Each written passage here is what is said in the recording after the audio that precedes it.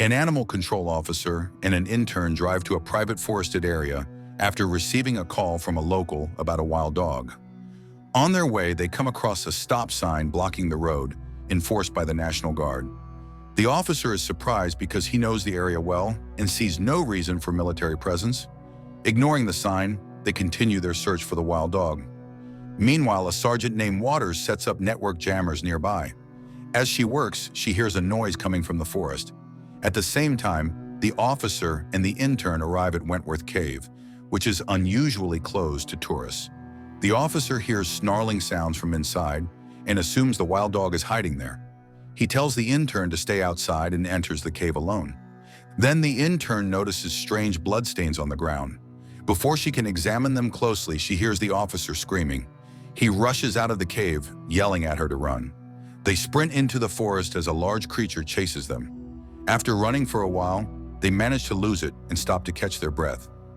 Just then, Waters finds them and asks what happened. The officer explains that they saw something strange inside the cave. Without hesitation, Waters shoots both of them, killing them instantly. She then reports to her superior that she has eliminated the intruders. However, the man on the radio is displeased, as he needed more live samples.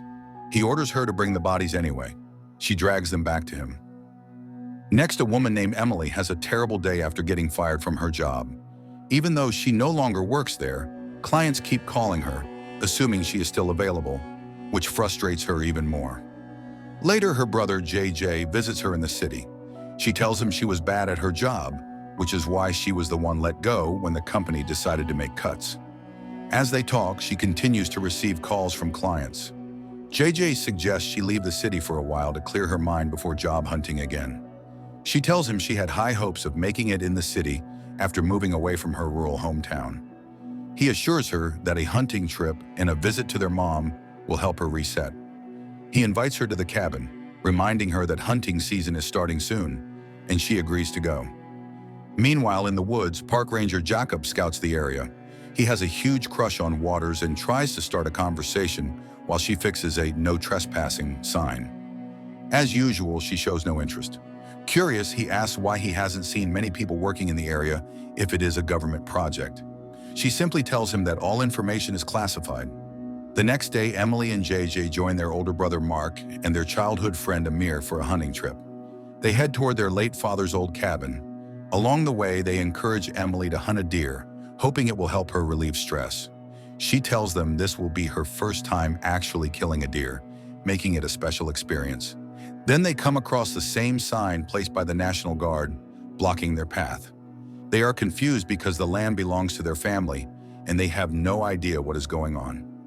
Emily decides to move the sign and continue the journey. However, they do not realize that something is watching them from a distance.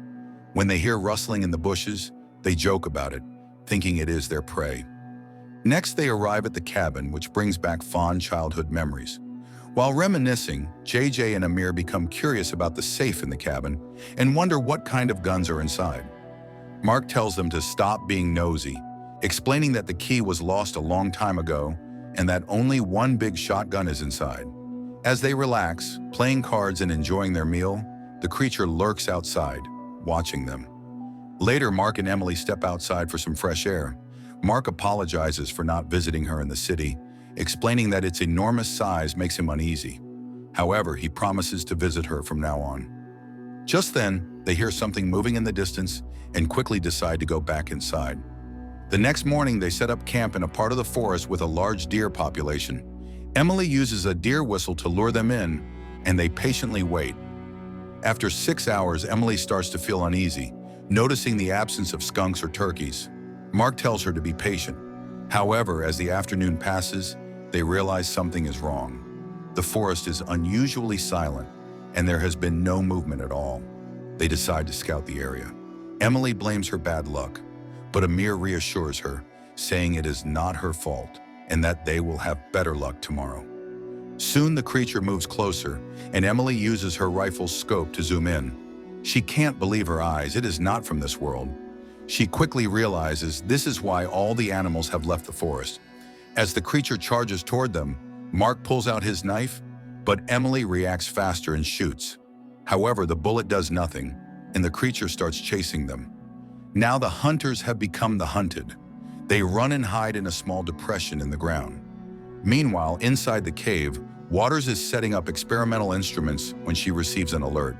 It warns her that the subject has been compromised. She quickly grabs a small device that looks like a controller and starts tapping it. However, the device says it is out of range. She keeps moving forward, pressing the buttons repeatedly. Just as the group is about to be discovered, Waters finally gets in range, and the device signals the creature to return to the cave.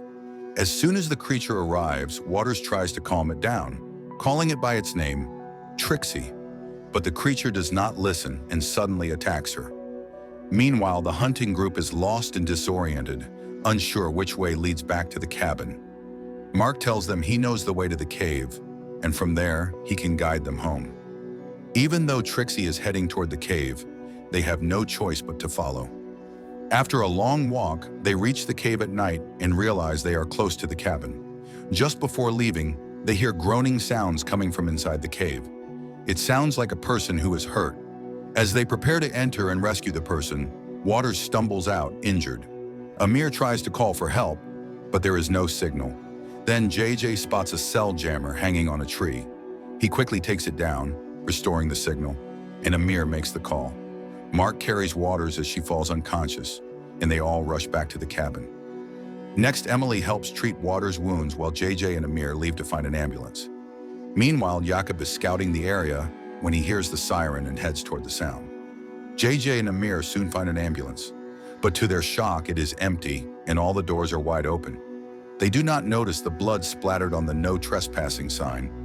As they try to figure out what happened to the medic, Trixie arrives and watches them from a distance.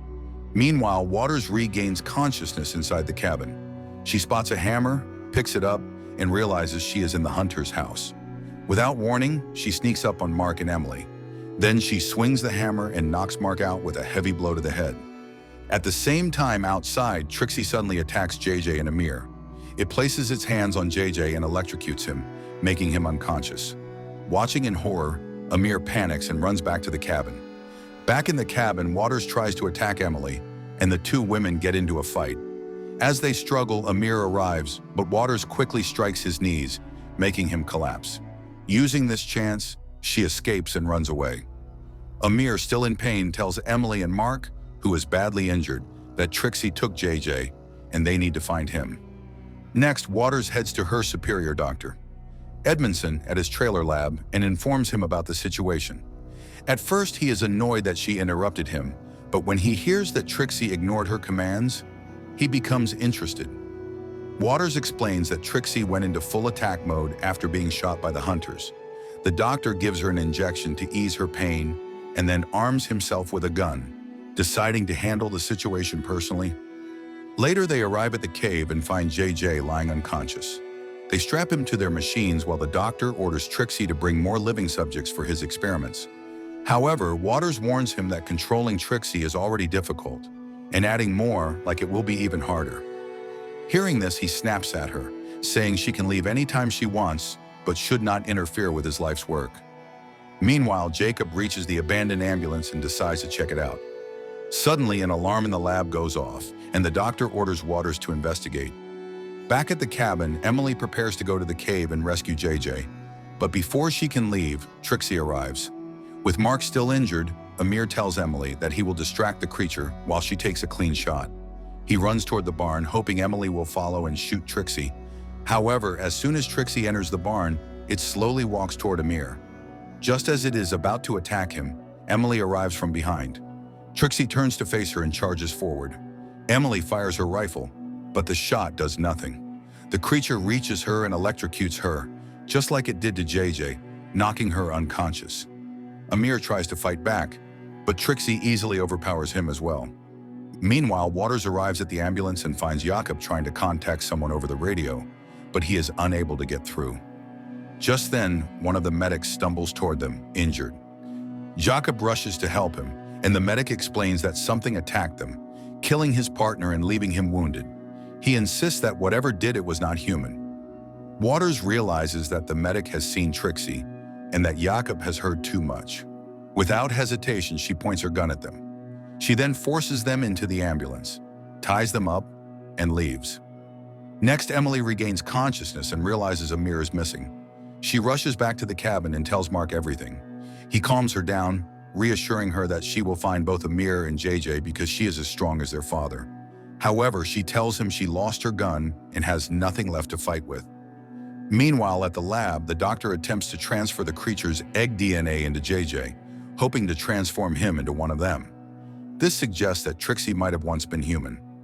Just then, Trixie arrives, dragging Amir with it, and the doctor smiles in satisfaction. Waters returns to the lab and reports everything to the doctor. Hearing what she did, he becomes furious. They begin arguing about the purpose of their mission. The doctor explains that these creatures are ancient beings that once helped humans build great civilizations. When they left their eggs behind for humans to find. Fortunately, their DNA is compatible with human DNA, allowing him to merge them and reproduce them at will. He also reveals that he has created a kill switch that will make the creature explode if he ever dies. His goal is to make his experiment a success so that he can create super soldiers to protect the country from any threat. Then he orders Trixie to bring him another live subject. Waters, feeling overwhelmed, steps outside to get some air. Meanwhile, Jacob escapes from the ambulance and gets into his car, searching for an area with cell signals. Back at the cabin, Mark opens the safe their father left behind and hands Emily a shotgun, a much better hunting weapon.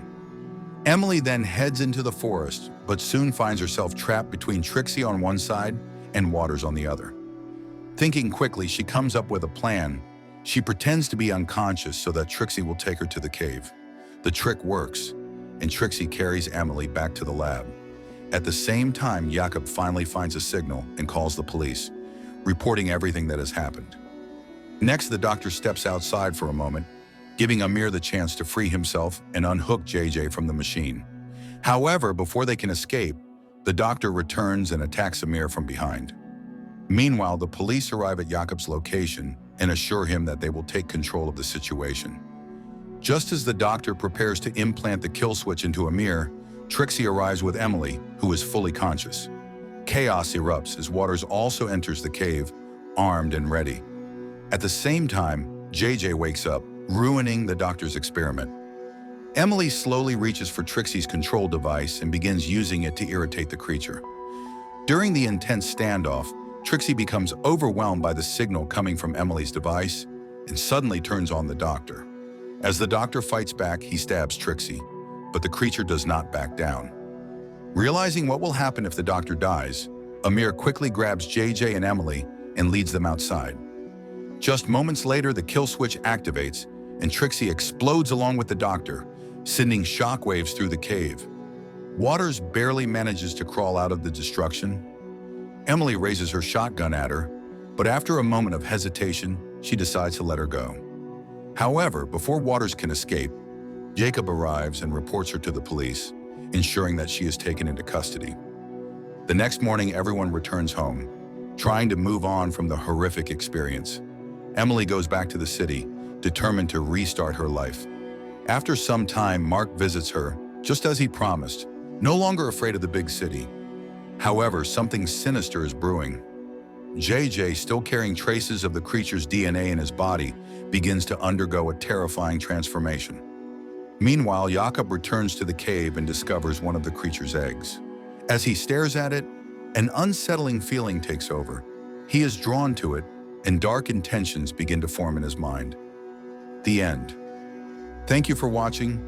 Be sure to like our channel and subscribe if you enjoy content like this. Also, let us know what movie you would love us to recap for you.